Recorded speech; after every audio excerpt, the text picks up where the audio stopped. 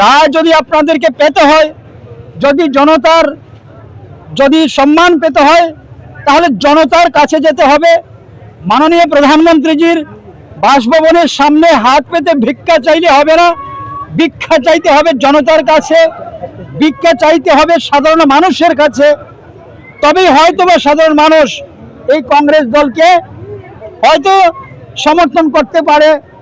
এই ধরনের একটা নোংরা রাজনীতি এবং ভারতবর্ষের ঐতিহ্যকে কলঙ্কিত করে কোনোদিনের জনতার আস্থা অর্জন করা যায় না, এটা কোনোদিনের সম্ভব হবে না।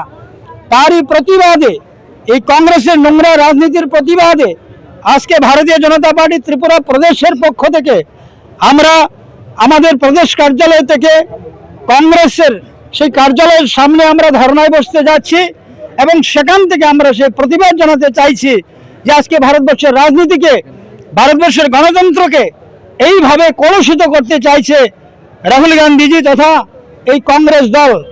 আমরা জানি যে নিট পরীক্ষার প্রশ্ন ফাঁস হয়েছে, তাকে কেন্দ্র করে তাদের যে প্রত্যক্ষ পরোক্ষভাবে সমর্থন রয়েছে কংগ্রেস এবং কমিউনিস্ট পার্টির, আজকে সেটা সারা ভারতবর্ষের মানুষের কাছে প্রমাণিত হয়ে গিয়েছে।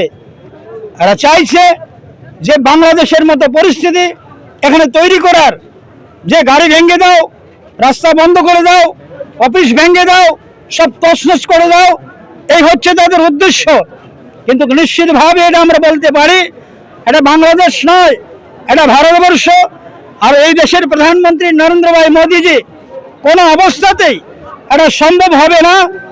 এইভাবে আগামী দিনে কংগ্রেস কমিউনিস্ট পার্টি তাদের অস্তিত্ব বিলীপ হয়ে যাবে।